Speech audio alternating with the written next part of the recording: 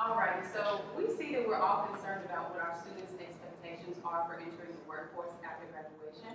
And our local businesses are also interested in learning how they can collaborate with this new generation of talent. So in the absence of information, sometimes we can kind of lean to the worst case scenario. So we thought that this session, this panel event, would help us to achieve clarity on what's known versus what is speculation or even what might be a little exaggeration. And so this is an important topic that's affecting not only our business, but our students. And so we're honored to have this panel so that we can share what we know as industry professionals, as well as answer the questions that the students may have, and offer some tools or talking points to guide us through the process. We'll have a short period of time, only a little bit more than an hour with you all today. So we're gonna break this into 4 chunks. So first, we wanna know our student perspective, so we'll start there.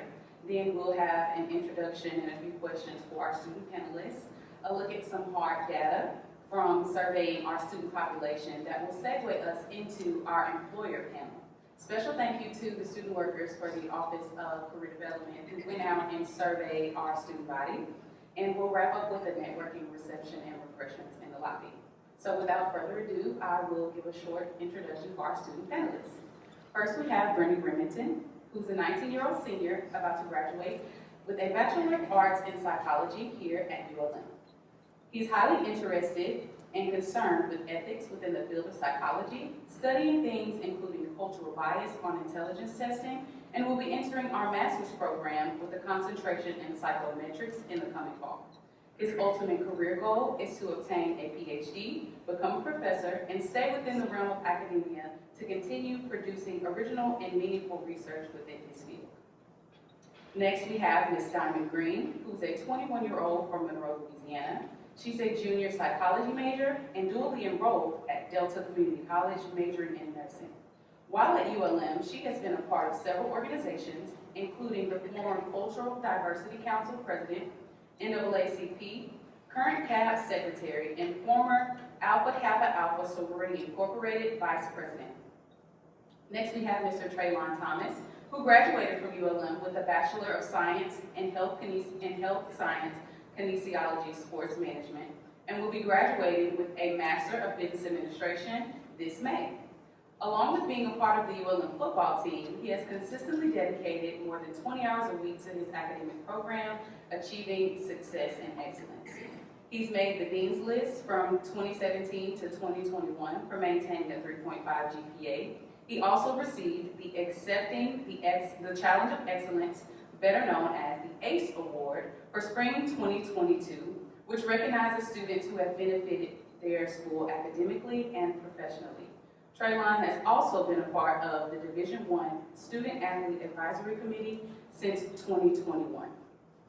Next, we have Ms. Shaylin Addison, who is currently majoring in social work with a minor in criminal justice. In social work, she enjoys learning about the different fields in which social workers can have an impact. And with criminal justice, she enjoys how it incorporates law, psychology, sociology, and public administration. She is a transfer student who went to Louisiana Delta Community College for 3 years and joined us here at ULM last fall. As an emerging sophomore studying computer science at ULM, next we have Vishwal Dahal, whose studies have focused on fundamentals of programming, discrete mathematics, and computer networking. He has been practicing programming since secondary school, which motivated him to participate in coding competitions, hackathons, and even manage the software development project for 2 companies. He possesses exceptional motivation, dedication, and passion towards computers and their potential for innovation and progress, which is demonstrated through his unwavering commitment to this field and his strong desire to excel. So just thank you again. We have some wonderfully talented student panelists here with us today. And with that being said, we'll get right into our first question for our students. Let's start with Ms. Shaylin Addison. Would you like to work from home, on site, or be offered a hybrid position in your first full-time position upon graduation? And can you tell us a little bit about why or why not you prefer one option over the others? I want to do hybrid because I'm a social worker. social worker, it would give my clients the opportunity to reach me in a way that benefits them. And I do want to work on site a little bit because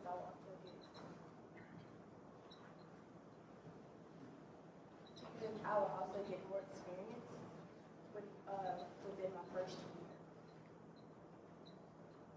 Thank you, Shaylin. We'll pose the same question to Bishwo. Would you like to work from home, on site, or be offered a hybrid in your first full-time position upon graduation? And why do you prefer one option over the others? Yeah, as said, Bahar, I would like hybrid position as well for the first 6 months actually. Like I would get chance to know how company works, how team works, and then move to remote after working 6 months in hybrid. So that would provide me with like how team works, and then I can continue my work remotely. Thank you. Mr. Traylon Thomas, being one of our student panelists who has already completed their undergraduate degree and is now working on a graduate degree, your MBA, can you tell us what your expected yearly salary would be for your first-time position once you graduate with your advanced degree? Honestly, salary would be related to like my credentials. So like I understand that coming fresh out of college is most likely not to do an internship or anything between like 6 figures would be pretty like amazing for me. But I'm also ready to accept like a paycheck or anything or like. Okay, thank you, Mr. Thomas. Same question for Ms. Diamond Green, and I'll ask that you guys pull the mics a little bit higher. You may have to click it to turn it on so that everyone can hear you. What is your expected yearly salary for your first full-time position once you graduate, being that you're dually enrolled and majoring in nursing? I would say 70K. If I were to stay here, I would expect it to be lower since it's just a small town. And if I was to expand my experience somewhere else, I would say Texas or a bigger city, about 80K at the least. The bigger the city, the more you're likely to make. But if I was to stay here, I can pour into students here or the community. So it just depends on where I go. Absolutely, thank you. That's actually a great segue into our next question, which I'll pose to Mr. Brennan Remington.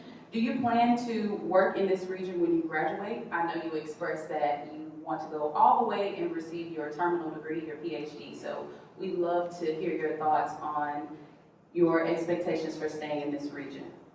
I think that in the next few years, I do plan on staying within 30 or so miles of Monroe.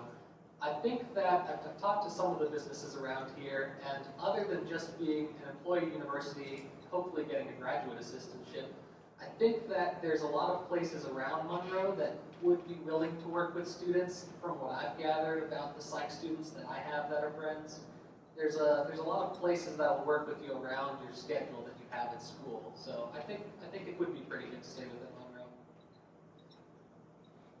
Thank you. So now we'll explore a little more of your thoughts on professionalism.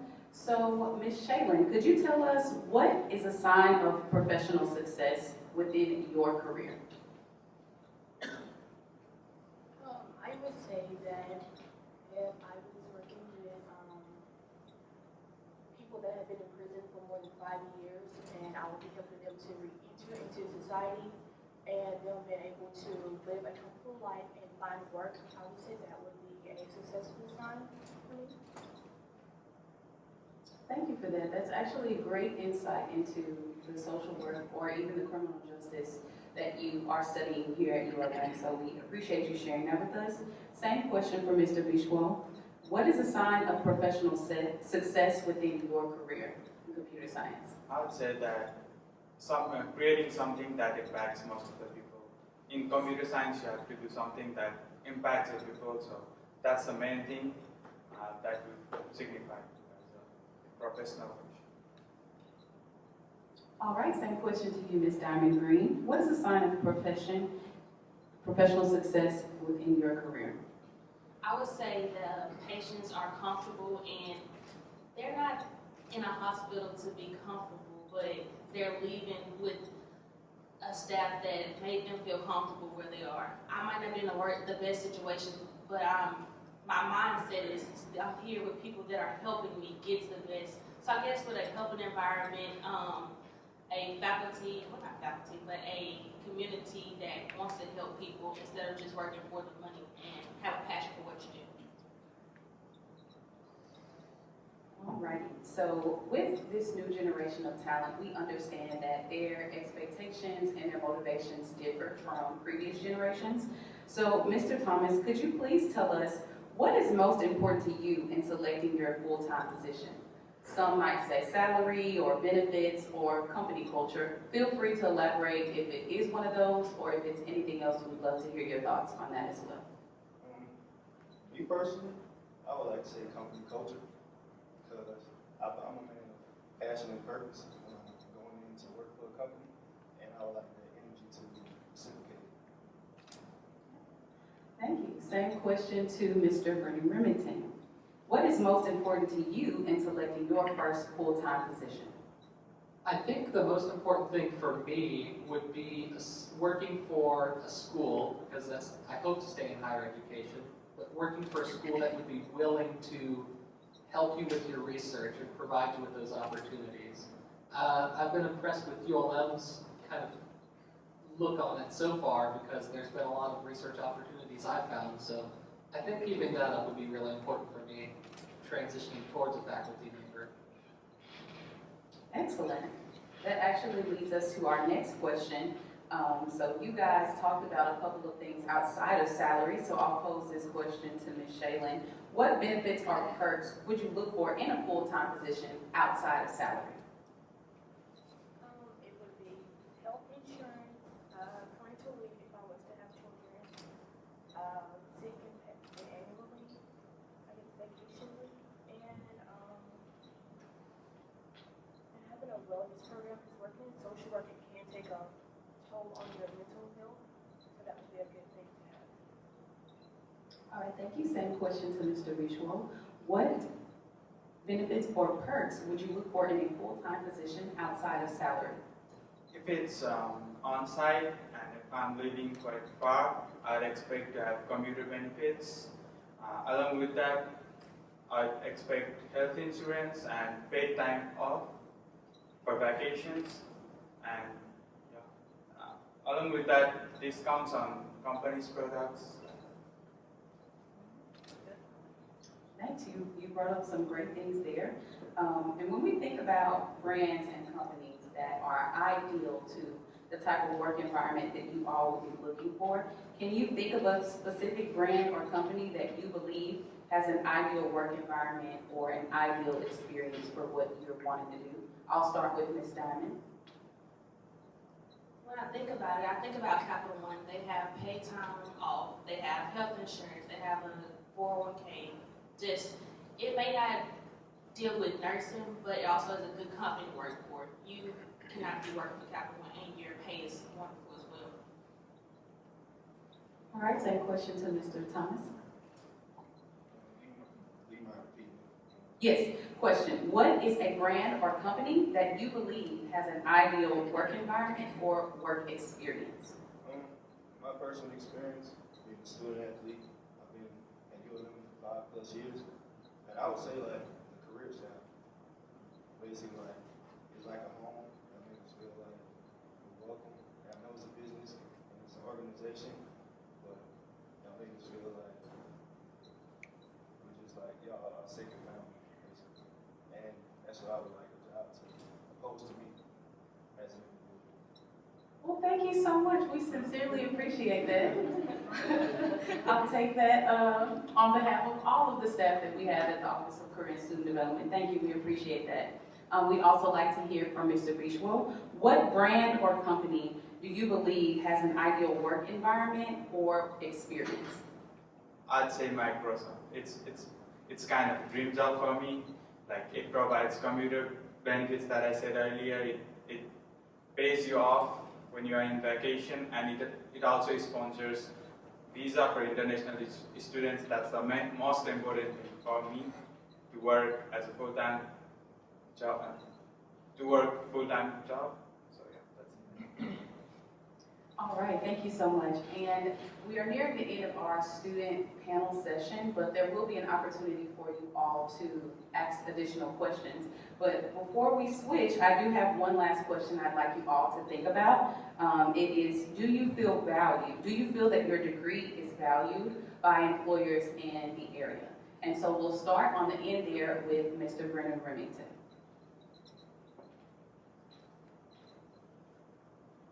I think that any degree is valued in our area. I feel like with psychology though, the higher up you go in your education, the more valuable it becomes to potential employers. So yes, but it could be more valuable. All right, Ms. Diamond Green.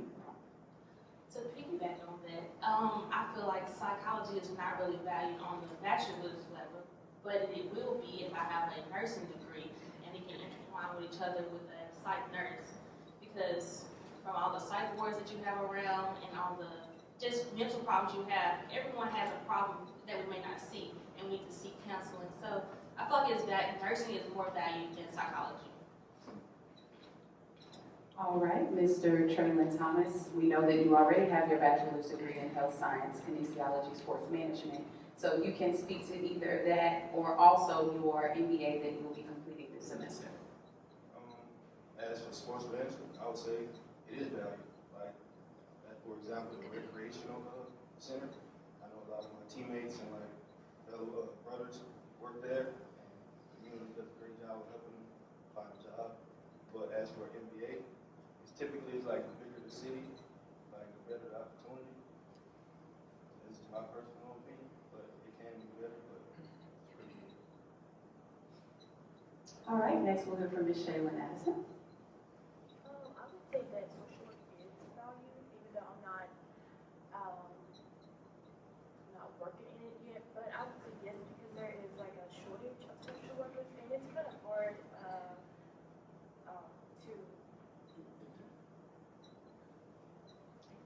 find. And I know there's like a lot of levels of social work, so it just depends on, I guess, the career field that you choose.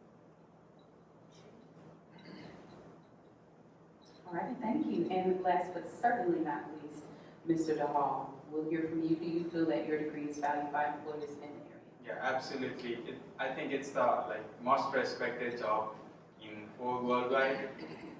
In Monroe, I don't think it's that much respected because we don't have that much infrastructure. But looking at whole world, it's top 3. Thank you so much. We certainly enjoyed hearing your thoughts and perspectives on those specific questions. You all brought forth some very insightful information. I heard a couple of things in there that I'm sure we're going to address throughout the rest of the panel, like the bigger the city, the better the opportunity. I heard that in there, but also it's great to hear some of the motivators that this newer generation of talent has when they're seeking employment in this workforce.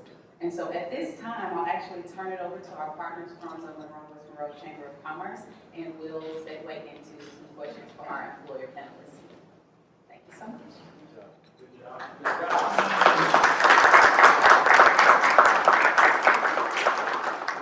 So hi everyone, I'm Chris with the West Monroe West Ouachita Chamber, and I'm joined as always with my awesome friend Ron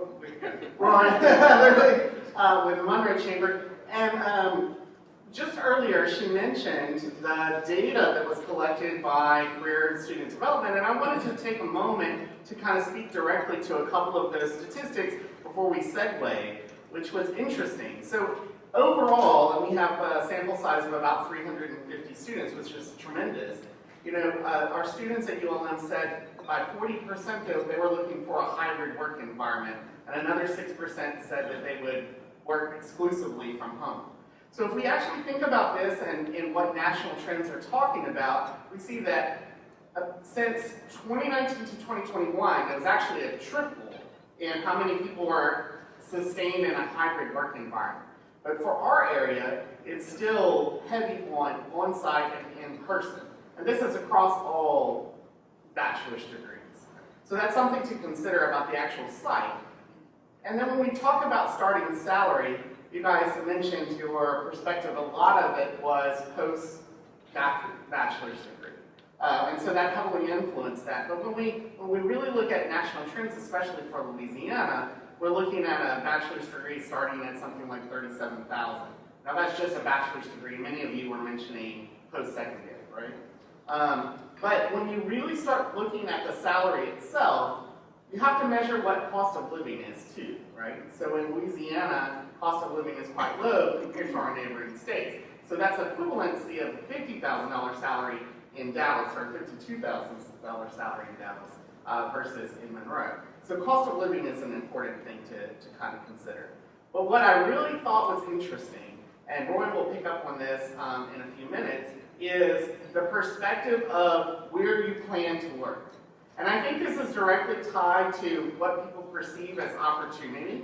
So if we look across the curriculum now, across all of our businesses, there are job postings everywhere.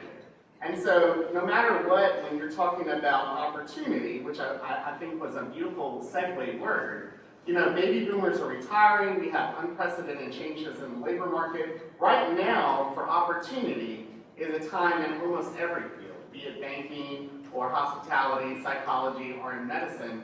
Throughout our community, there's unprecedented opportunity. And I think that's what's quite interesting, that we might not convey to graduates of ULM, is the opportunity is in your own backyard. But when we surveyed those students, and we looked at what was across motivations, what's your primary motivation, it comes out to be the biggest motivator is work-life balance, that salary benefits combo, and then corporate culture. And when we really talk about corporate culture in our area, we're really talking about those things combined and the ethos of the organization itself. So more fun, we made a word cloud. And it really comes out to being, I like word clouds, that it really comes out to being work-life balance is predominant. So with our panel today, we have Rick Gio from Origin Bank. We have our friend Jennifer Zimmerman, who was a sole proprietor for Medicare Healthcare WeCare. We have Sarah Heatherly from Intermountain and Lila Corcoran with Finding Solace.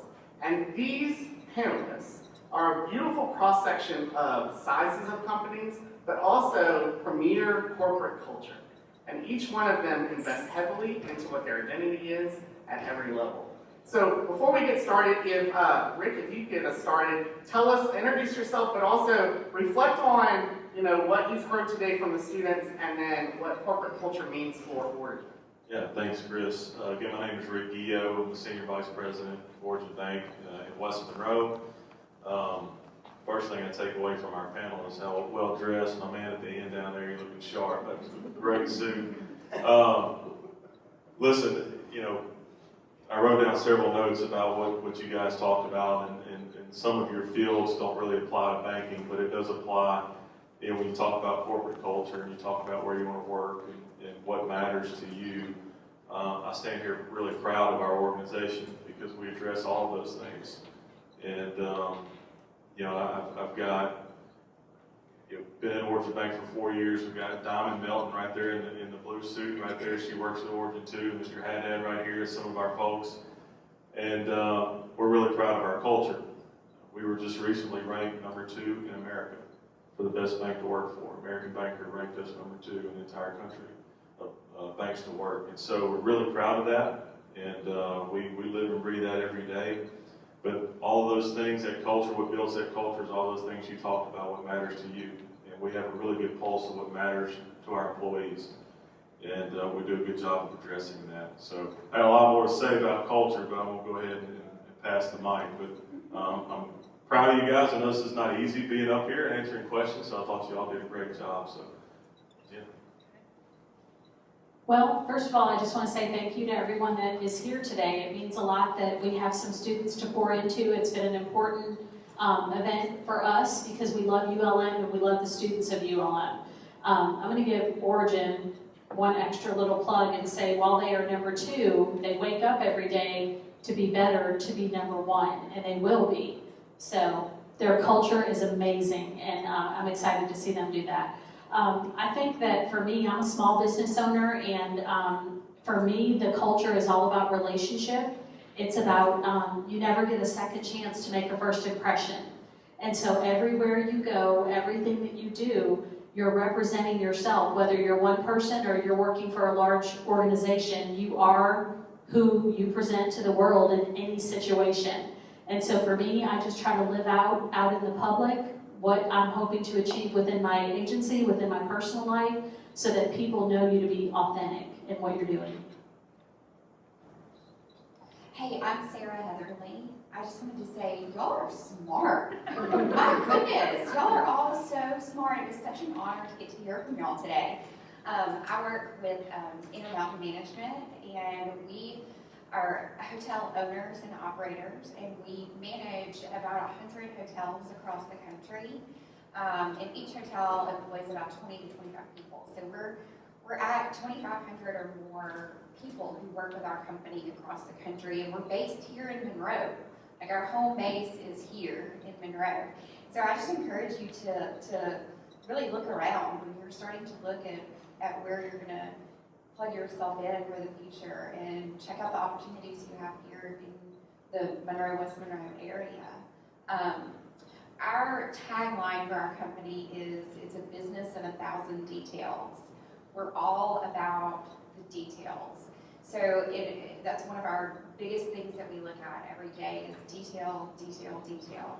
And so I think that really speaks a lot to our culture too, is that we're taking care of every little detail when you come and stay at one of our hotels. So great job, y'all. Hi, I'm Lila Corkin. I have Finding Solace for a counseling agency based out of West Monroe. Not just are you smart, but I think you're courageous, and I can't imagine, I don't know about y'all, but at their age, I would not be doing this. I would be making much poorer choices, so good for you.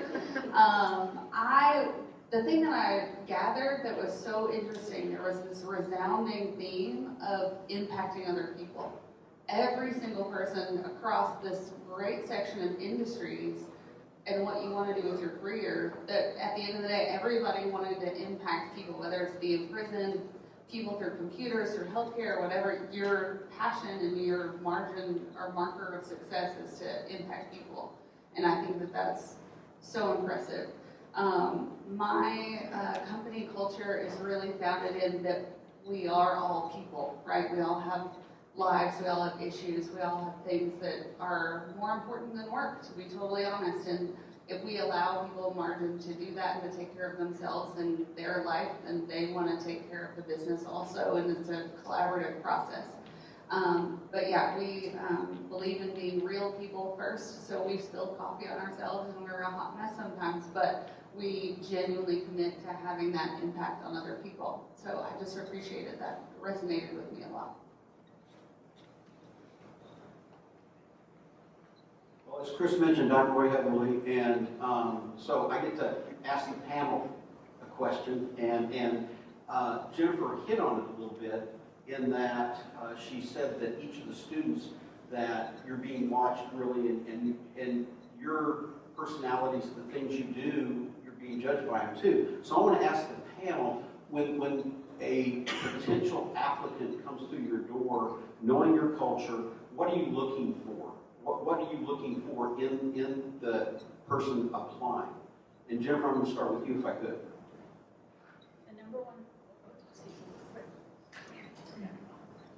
The number one thing that I would be looking for is a teachable spirit. You would need to be teachable in any aspect of my business.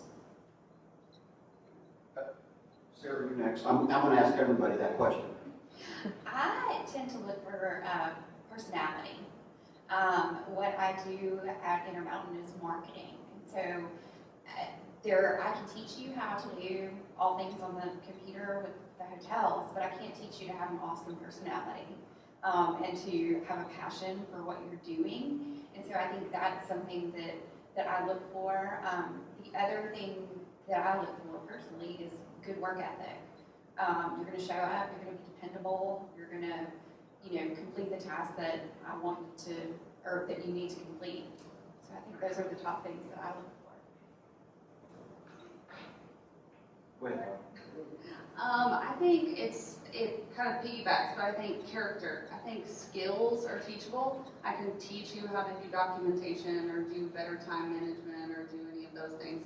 But fundamentally, your character and your integrity has to be in line with the company's cultural values and along those lines. So for my company specifically, it's having unconditional positive regard for other people, being a transparent person, being open to growth, open to new ideas, being adaptable, things like that. So ultimately, that's more important to me than like the hard skills that you list on a resume potentially.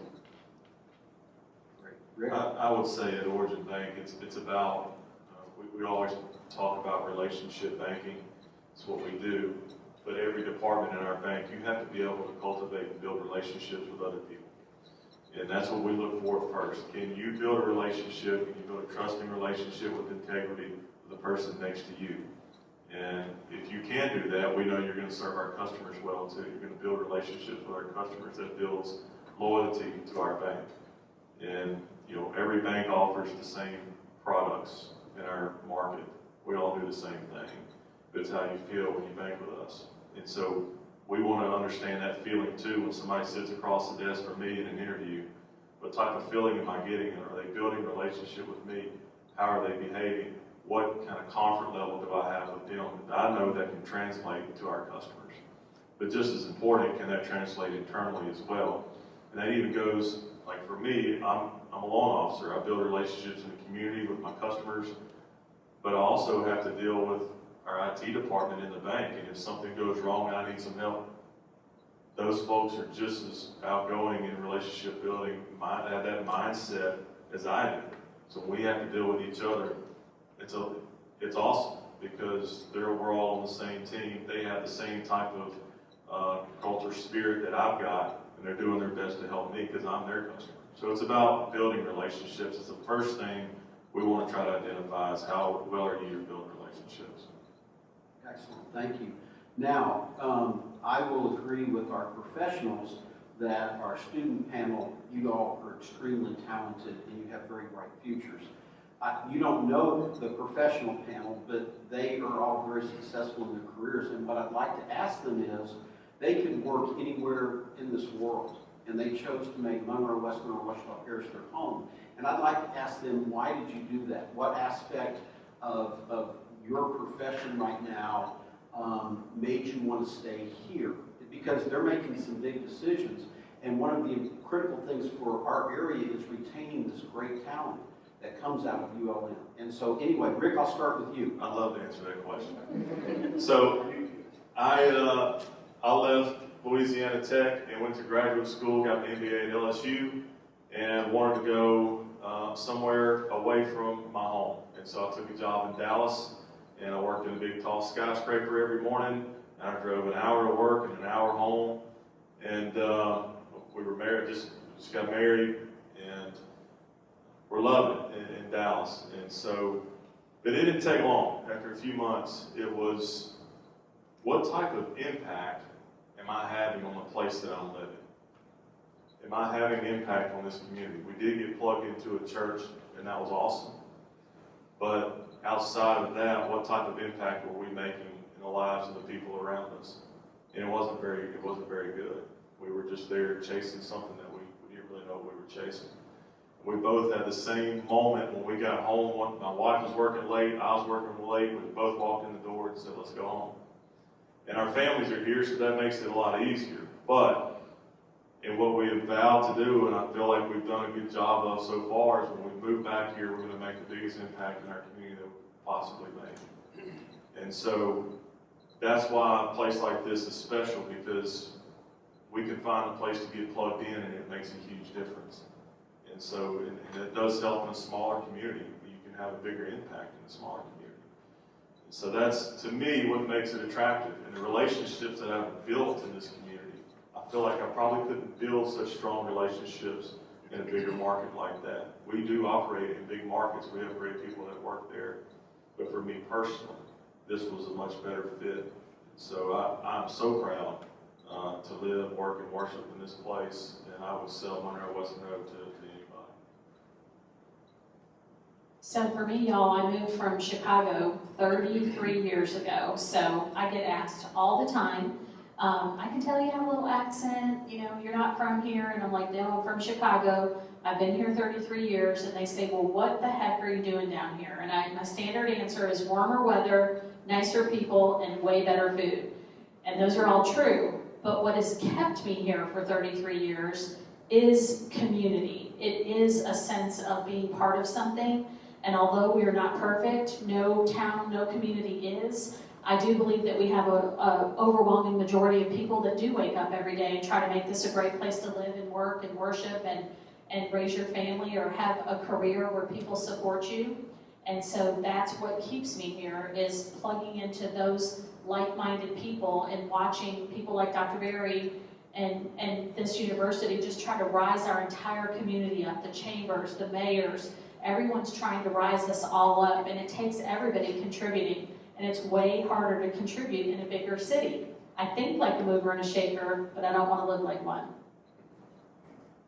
I think I definitely agree with what they've said about community. And we've got the best of the best when it comes to community. For me, in my role at a hospitality company, I get the best of both worlds. I get to travel and work in other places, and after a 2-week trip, I'm ready to come home. I want to come back to going to the grocery store and seeing familiar faces, seeing the same cashiers, having the same wait staff at our favorite restaurants, having, you know, driving down the road and waving at people. Not everybody does that, I promise. Like, go other places, they don't wave, they don't welcome you in like that. And we have something special here, and I think that's it for me. It's our special place. I'm gonna have a really honest answer that when I went to graduate school here at ULM, my plan was not to stay. My plan was I'm gonna get a PhD and I'm gonna go to Pennsylvania or somewhere up north or Colorado or something. I wanted mountains, I wanted all the things. And so my plan was to graduate, get my hours for licensure, and then move. So I worked several different places, several different settings, in-home hospitals, partial hospitals, all the different things. And through that, I saw something that was missing, to be honest. I saw a way that I wanted to, going back to impact people, I saw a way I wanted to impact people that didn't exist yet. And I was like, I can't leave because I want to be able to make this happen. I thought that I could make it happen within other companies, and that didn't actually work out. And so at the encouragement of friends and husband and everything, I started my own thing, and now I stay because getting tied into the collaborative spirits of different people in this area of when I have a, hey, this population needs to be served differently, or hey, this is a gap that we could fill. There's so many people that want to rise to the occasion to do that how could you walk away from that? So I say that to say that I chose to be here and I chose to stay here to have the biggest impact on people, because I think there are so many places that have so many services, that have so many, and maybe that's industry specific, right? There are so many places that have all sorts of wellness centers and opportunities, and this area really needed something different. And I think post-COVID, we continue to need something different. And so I want to be able to fill those gaps and continue to build out those possibilities. Can I jump in? So a word for Lila is she's a catalyst. She's a catalyst to what she saw was not only a current need, but she saw down the road. And so that's something that for so many people, it's hard to think like that you could be the visionary, especially maybe as a young person, but all of you can be visionaries. All of you can be a catalyst to how things need to change and come along. And even if you end up staying local, just tell yourself that you're going to be making so much money and you're going to be doing so much in the companies that you are working at, to the extent that you will go and travel to all the places that you want to go. You'll have the money. Maybe it'll be a work trip. Maybe it'll be a tax write-off in your business, which is what I do. Everywhere I want to go, I just find a client there. Like, there's nobody by there. But you know, you can be in a smaller community and have all the best of that and go big you know, on your vacations or go big when you go to conferences, etc. So we're so lucky that Lila stayed. Like Lila stayed because now her practice is life-changing in our community, and it's allowed her to grow a business that is now functioning on its own, and she's going out and joining other organizations to keep the momentum going, and her practice is running every day, whether she's there or not. And you guys can do that too. So you spoke, our panel spoke a little bit about opportunity. And I'd like you to reflect for a moment on providing opportunity to those that you bring into your organization, but your perception of opportunity in our area. So Sarah, do you want to go first since you tag? Oh, okay. Opportunity. So I'll just tell you a little bit about the opportunities that I've had here with Intermountain.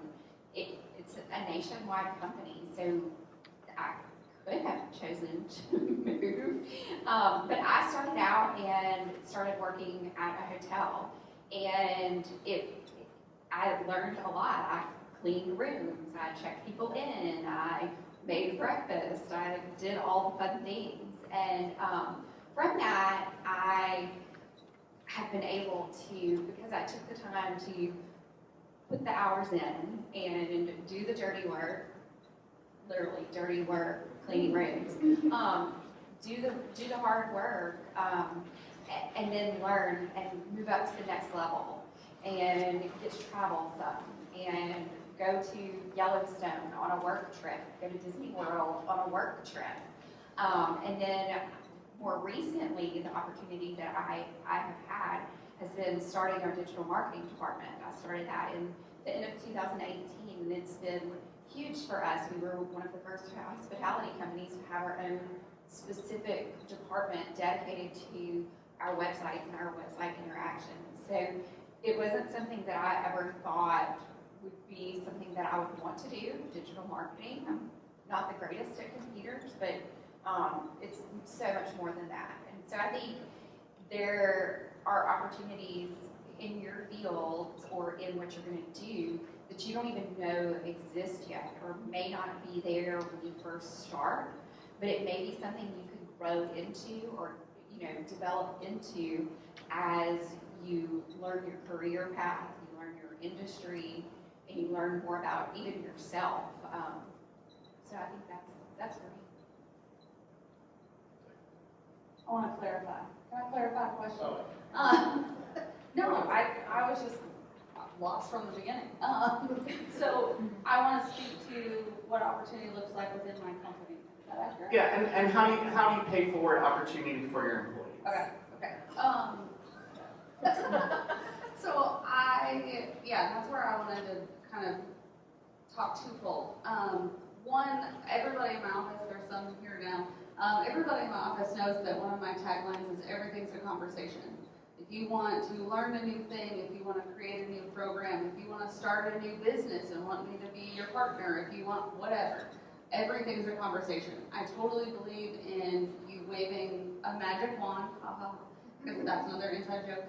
I believe you should be able to wave a magic wand, and it's my job as the leader to be able to get you as close to that vision as possible with whatever is within my control.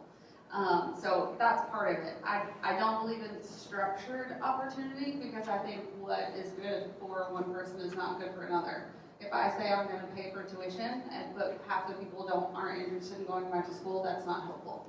So I would much rather have individual conversations with the people that work for me to help them reach their goals. Recently I was challenged on that some of, well, but if you give all this freedom and you give all this training, then doesn't that mean that all the people that work for you are just going to be your competitors? Aren't they just going to go out and start their own practice, and aren't they going to do their own thing, and then they're going to take clients from you, et cetera, et cetera? And I chuckled and said, no, I'm hoping they're my business partners. Like, why aren't we doing the next thing that they want to do together? It doesn't have to be without me if I show them I'm a positive person to work with and for. So that's on that side. I think on my side, as an individual, I believe opportunity is saying yes every time you have the capacity to do so. I'm still learning what that capacity looks like because I say yes to everything. But I believe that you never know what you're going to get out of something. So it might be a simple luncheon. It might be coming in this room. You never know who you're going to meet. You never know what door might be open. And so my, I guess, 2 cents of advice is any chance you have to say yes, say yes. At Origin, I talked about relationship building when we look for people. Diamond's a good example. She's here. I remember when Diamond got to Origin, she was training in the teller line, and I got to know her that way, and now she's working in our mortgage department as one of our go-to people. And she's here representing our bank because she knew how to build relationships with people. I had a lady, her name was Harmony. She was a teller at Origin, and I would always go back in the teller line and just see how everybody was doing, just ask them about their day, whatever it was, but I always would listen on how she took care of our customers. And she was just phenomenal. In anything over the phone, whether it was in person, in the drive-thru, whatever it was, she was phenomenal. Well, an opportunity came up, I needed a loan assistant to help me. And the first person I thought of was Harmony. And hired Harmony, and she came on and built relationships with my customers and also other people within our bank. And then another opportunity in the bank opened up in training and development. And so she was perfect because we just bought another bank in East Texas, and she went over there and started training some people, and it lit a fire under her. Well, just training and development opened up a position she was perfect for. And so now she got a tremendous pay raise, a lot more flexible hours, and she started in the teller line. It was about how she treated others and how she worked hard, and those opportunities opened up. That happens every day at our bank. That's something we pride ourselves in, is when somebody comes into Origin Bank, it's really difficult for them to leave because of the opportunity that's there with us. So I say all that and would encourage in any organization that you start out in, there's going to be opportunities that open up that may not actually be in your career that you're in now, or the academic that you're in now. And it's all about what fits you and where you can be your absolute best version of yourself. So for me, again, small business owner, but the opportunity path that I give to people now when they onboard with me is I jump into the word at-will employment. Don't know if y'all have heard that, but at-will employment in Louisiana just basically means, you can go to work for someone, but if they decide to let you go, they can let you go. If you decide to go, you can go.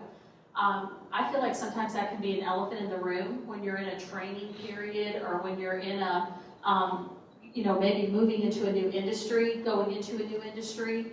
And so my thing is just, I let everyone know, like, hey, why don't we try this out for 90 days? Probably gonna lowball a little bit on that starting salary in the trial period, but we show our best selves in the 90 days, and I just give them a sample of what it would be like to work in my insurance agency and what that world consists of.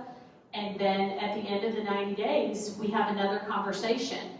And if they feel like they see it as a career, and by career I mean at least like stick with me a year or two if I'm gonna train you and onboard you and everything, but if you see it as something you would be willing to do and you want to be there as opposed to you want a paycheck, then at that point I would offer like a sign-on bonus, I would do a little benefit package, like I would try to create something that met you where you were to come on board and then stay with me and truly become an asset and work alongside me. So it's a lot harder for smaller employers because, we just have to figure out what does the person want and how long will they stay with me, because it's crippling when we onboard you and train you and you leave us for $1 more an hour, a few months down the road or whatever. So I just try to make it really personal and make sure that we both know, like, hey, this may not be working out at the end of the 90 days, and that's okay. It's a look-see period, and those are okay. And one thing, Harmony, that I was talking about that's now leading in our training and development department, she was a graduate student in Spanish here at ULM. It just one thing led to another, and one door opened after another, and now she's in that. She uses, we have markets in Houston, so she's able to use that Spanish but, you know, she just found a job and found something that fit her. So that's why I say, even what you're studying now, and most of you are pretty specific fields, but I do say, you know, those doors are going to open, and whatever fits you is probably, whatever fits you is going to allow you to be your best version. That's what happened with Harvey. One of the strongest personality or character traits of our community is diversity. We are so diverse, and it's our strength. But so speak it, if you would, just speak to how your companies foster diversity and how you benefit from that strength of diversity. I will start with you. I felt like Rick with the community question. I was like, pick me. I don't think that I knew what it was when I started doing it, but in hindsight, and being asked to talk in things like this and learning from people in these sort of forums, I'm a huge believer of there's a difference between diversity and inclusion. Diversity, I believe that everybody should be invited to the table, right? Everybody should have a seat at the table. But inclusion is taking that a step further and giving everyone equal voice at that table. And I'm just a huge proponent in that I don't care what your role is within the company, you might have that little bit of knowledge or idea or whatever that could just turn everything on its head and blow the roof off, right? And so you have just as much capability to have a huge impact on other people, on the company, on your team, whatever, as anyone else would, regardless of your position. And so, yeah, that's a soapbox and a hill I will die on. So, yeah. I think for us, it's, like I said, we've got hotels across the country, and I think that it goes back to wanting and caring about our associates, like truly caring about their personal success and their professional success.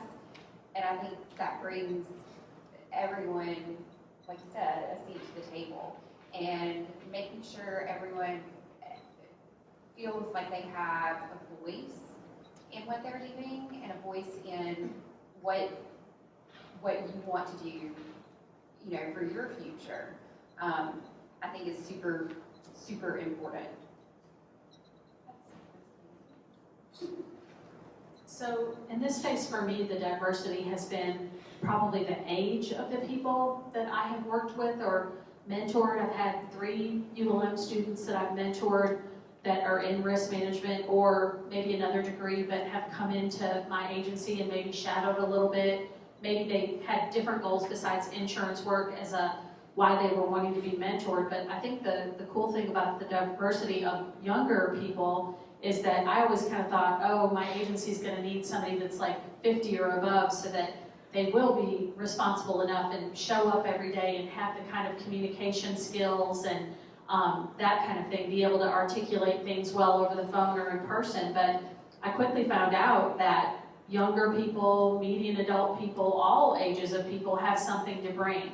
And I have actually enjoyed more working with the younger people because I feel like they help me stay sharp on technology or just maybe what trends are with their age group. And it just makes me feel more excited about what I'm doing in this space to work with the younger side. So diversity to me has been the different ages of folks working with me. Honestly, diversity is hard. It's hard. It's difficult. We all like to be surrounded by people who think like us, who look like us, who run in the same circles as we do. And so diversity can be hard. And we know that. And so we pour a lot of resources into that and educating each person at Origin Bank about what diversity can bring to our organization. If you do surround yourself with people that think like you, talk like you, all it is an echo chamber. And we try to avoid that at all costs. It's so important to have different ideas from different backgrounds coming to the table and deciding what's best, especially when you're a banking organization like we are that deal with every walk of life that walks through our doors. And so it's super important. It's not easy. And you know, soapbox for just a second, that's part of the issue in our society today is people who want to think a certain way will go home and turn on whatever news channel they want to watch. It's going to tell them exactly what they want to hear, and that's not healthy. And so we take pride in that. We keep it at the forefront of everything that we do to make sure that everybody's being heard, and like I said, everybody's got a seat at the table. And so we think it's extremely important, and not just in banking, but I just think it's extremely important in every aspect that you go through. Cliche saying, I'm sure y'all have heard this, but this has never been so important. Be the change that you want to see. Be it. Go out and be that change that you want to see. That's how things get moved along.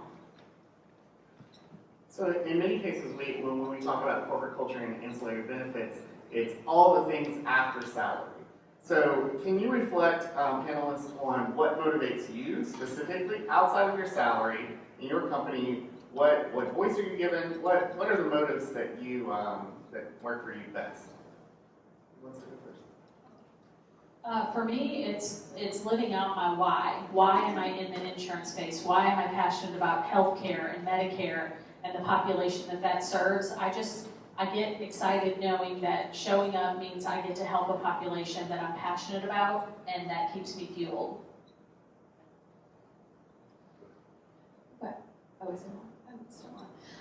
So one of the things I was talking to my team about this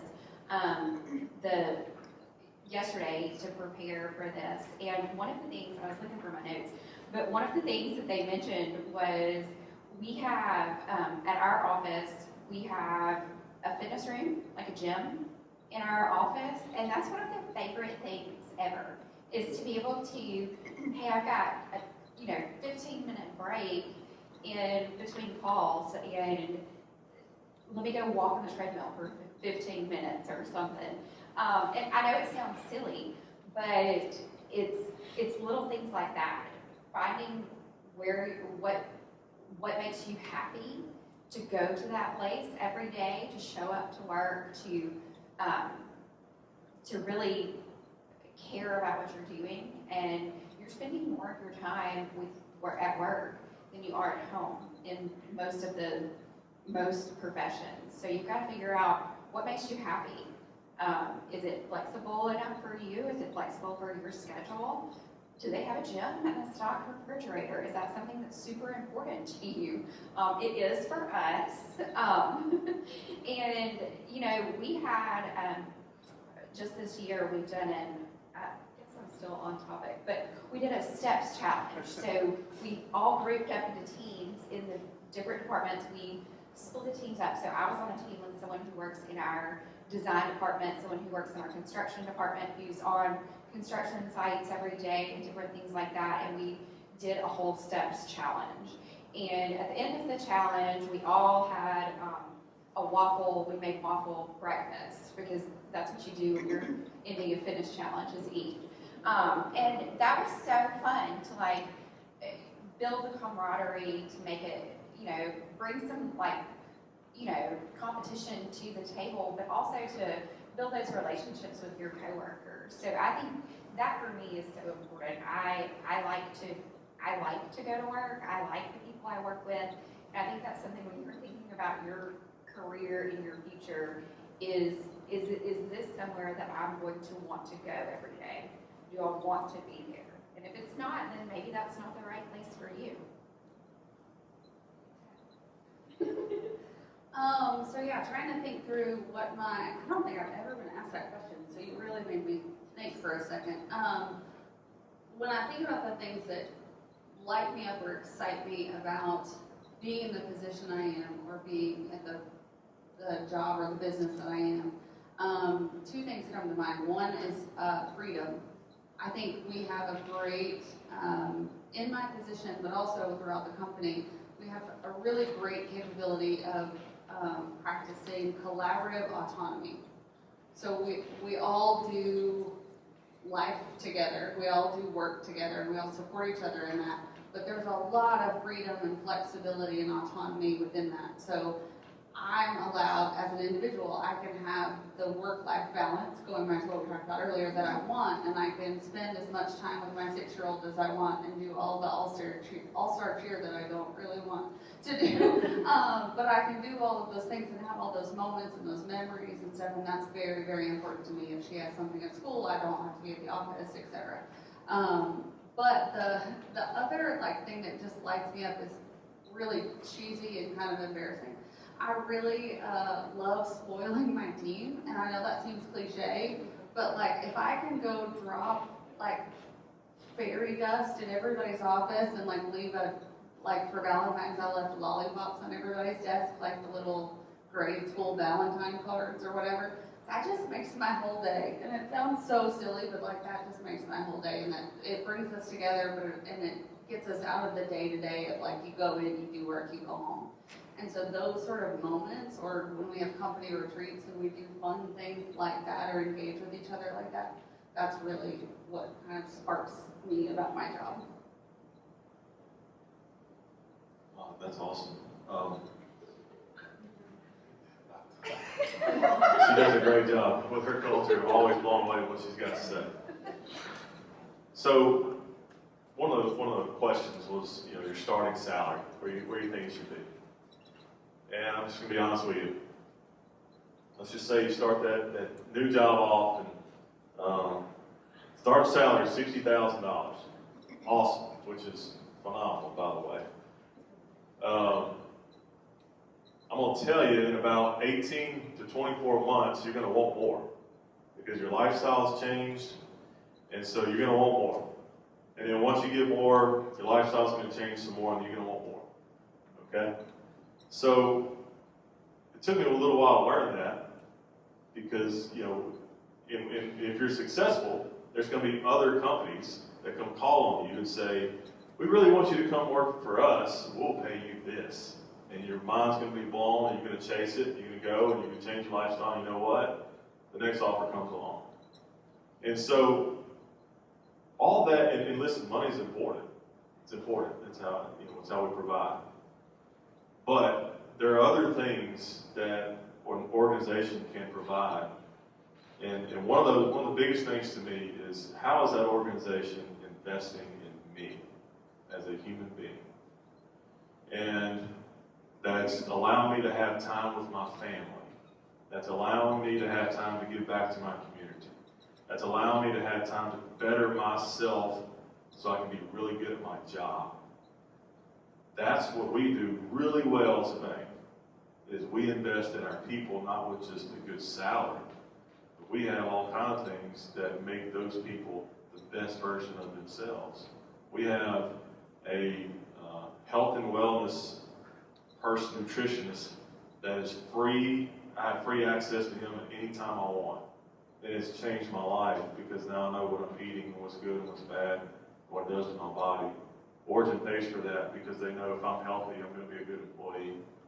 We have a program called a Dream Manager program. We have certified people, their title is Dream Manager. And you sit with them once a month for a full year and they pour into you. It's almost sitting at a counseling session. They figure out what's important to you, and you become the best version of yourself that you can possibly be. No other bank in the country offers that. And so those things have become really important as I've gotten older and matured, and it's not just about money. And so now, at the beginning, and look, there's nothing wrong with being paid well. Nothing wrong with that at all. What I'm going to tell you is, don't allow that to be the deciding factor wherever you go work and whatever you go do. Don't let that be the deciding factor. You do you go to a place to work that's going to allow you to be the best absolute version of yourself all the way around, not just when you go sit at that desk every day. Excellent, excellent, excellent. So, students, before we wrap this up, you've heard our panel of professionals. Do you have any questions that you want to put them on the spot with? You can ask them anything you want to ask them. This is your chance. You're not interviewing, well, you kind of are. No. Any questions, really? Okay. Okay, Okay. Sure. We have a question from the audience. So, your companies have made any changes for the improvement of to recruit ULM students, or maybe from Monroe, from other universities? Any changes, strategy or something? I want to make sure I heard you right. Are you asking if our company made any changes to be able to recruit people from ULM or this area? Exactly. Okay. Interestingly, over the last 6 months, my company has started a bigger conversation about workforce pipeline. So I'm in the counseling field. Mental health crisis is doing nothing but rise, but the counseling field as a profession is on the decline. We have 13 counselors leaving for every 11 coming in, and in 10 years, that's going to be awful. So we need to figure out how to fix that. So one of the things, I'm on the College of Health Sciences Dean Advisory Board, because I want to get involved in how to change that and how to get more people in school to begin with, in the counseling, social work, marriage and family therapy, in all those fields. But from there, I want to make sure that we have great internship opportunities in my company and in other companies. At the provisional licensure level, I want to make sure that they have equal access to income, equal access to opportunities, because they're limited by their licensure level. And then beyond that, and when they're fully licensed, I want them to be able to spread their wings a little bit to be able to offset the burnout, right? That usually people are in counseling for a certain amount of time, and then they get burnout and they move on to a different profession, or they keep their license but they don't use it and they do something else. I want to be able to help them cultivate their or else, the thing that lets them pour back into themselves, whatever program, interest, hobby, passion, whatever, and make that successful enough to pour back into them, to recharge their battery, to get through, to continue to see clients in the same way so that we don't lose counselors in the field. So, yes to all of it.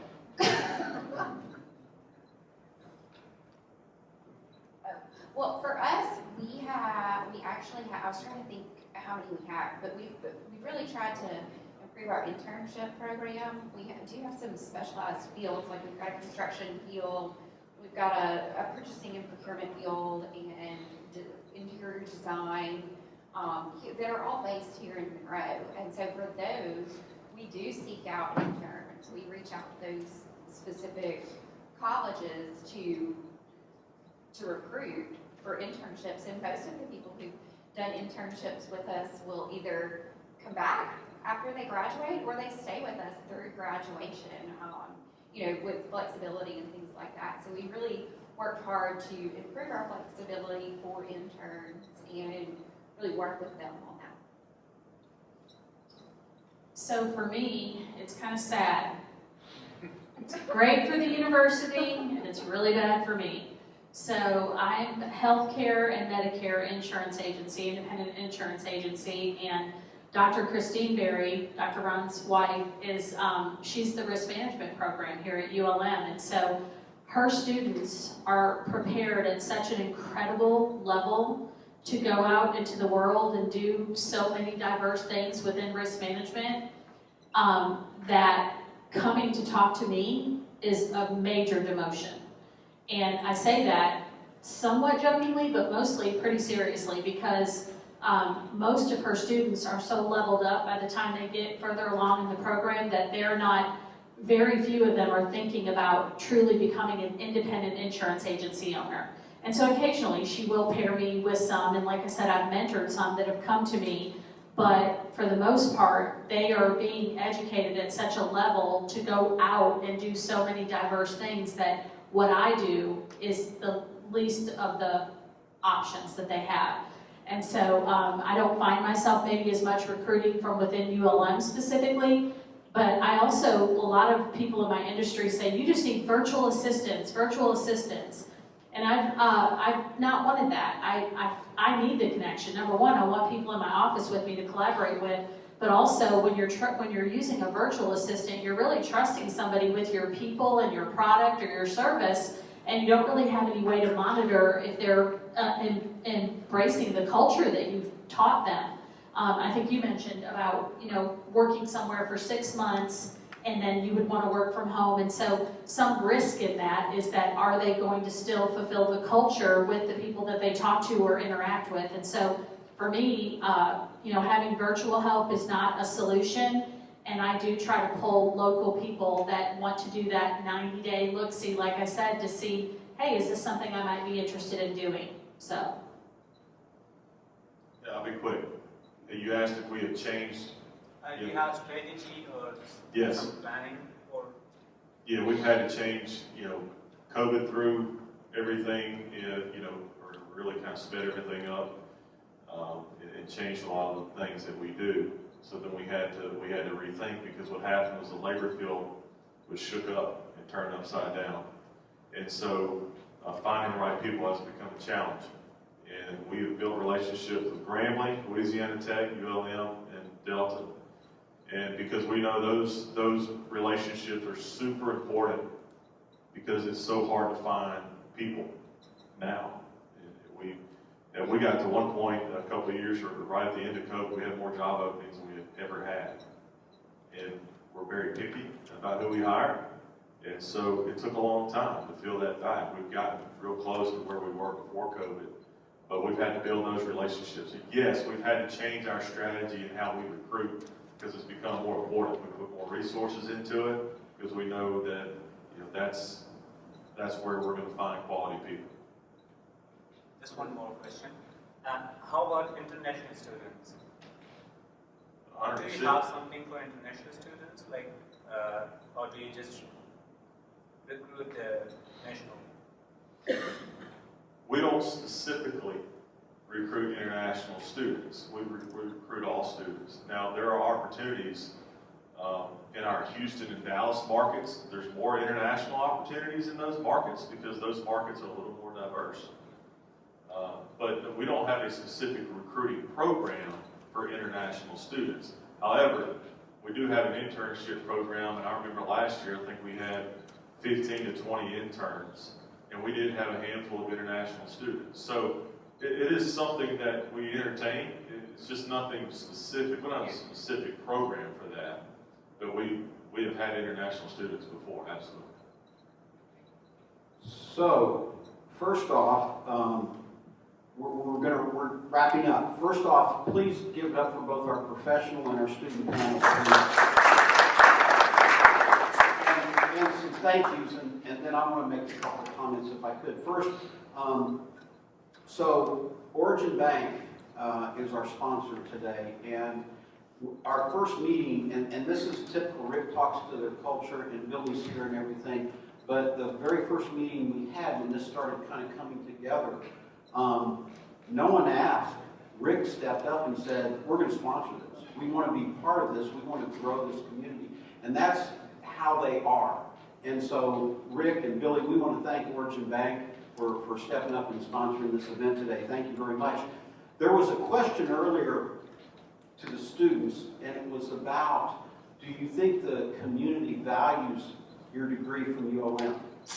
And I can tell you from the business community, a rousing yes, yes, yes, yes, yes. This is, in my opinion, our #1 asset in this region.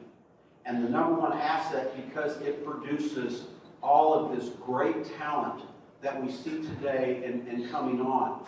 There are so many great things happening in our community. Usually when I start talking, I'll say, it's a beautiful day in Monroe, and West Monroe, and Ouachita Parish. It is. There's so many opportunities happening right now, and I hope you all truly consider, because this is for businesses. We have thousands of businesses here, and they represent the same feelings, the same culture that all our businesses have. And we crave to have you stay here. We beg for you all to stay here. And you get to write this chapter. You get to write the story of what's happening in this community right now. And I promise you, 5 years from now, you won't recognize this community, because there's so many great things. Everything from passenger train that's going to take us from Atlanta to Dallas, to new downtowns, to matching marinas, to the Biomedical Research and Innovation Park. And that's a park. The first building's going up. There's going to be many, many more. This university, Louisiana, there's so many great things happening, and you can be a part of all of that. You can help write all of those stories when you get your job and when you start getting involved in this community. So I commend you because I'm blown away by the talent of this student panel. I'm blown away by the professionals that are sitting here. And Chris, I want to thank you because you picked up the ball because we had some curveballs thrown at us, didn't we? And you guys drove it home, so thank you. And I'm honored to be part of this. And I'm going to turn it back over. But anyway, this was really, really great. And I just wish you all the very best. And I gave you all my business cards.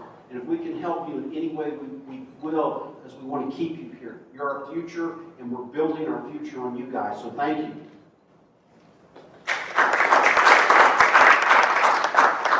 Absolutely, that deserves a round of applause. Thank you so much. At this time, I just want to say a special thank you again. We had Dr. Berry to come and visit with us, Dr. Ron Berry, ULM President, as well as Dr. Valerie Fields, our Vice President for Student Affairs, who joined us today. So definitely wanted to thank both of them for being in attendance with us. Again, thank you to Origin Bank for sponsoring this event. We sincerely appreciate it. We love, having that community partnership and collaboration, specifically with our Chambers of Commerce from Monroe and West Monroe. Of course, this event would not have happened without you all, so we appreciate all of the hard work that you put into making this happen. We appreciate our students who were able to join us in person and virtually via Zoom. Thank you so much. We hope that you all were able to really benefit from hearing some of the perspectives of your fellow students as well as the perspectives of some wonderful employers that we have here in our area. And so next, we actually will open for transition to the lobby where we'll have a networking reception. Do you guys have any other? Okay, perfect. I want to say one thing. Please go ahead. Diamond's here with me. We've got our table back there. We've also got some applications and QR codes. So come by if y'all have questions about our bank or anything like that. Just come visit us back there. Absolutely. Again, Origin Bank is here joining us in person, so we want to make sure we encourage everyone to stop by and speak with them, and then we can transition out into the lobby for our networking reception. Dr. Fields, would you like to give any closing remarks? No, I'd just like to say thank you to everyone for being here on today, and we really appreciate you being here. And we did have a few more students rolling in and out, but we're going to work on that to make sure that we kind of get them galvanized into doing exactly what they're doing in career development. So thank everybody, and glad to see you all. Yes, thank you so much, Dr. Fields. And all right, I'll open the floor and everybody can exit. Thank you so much for being here.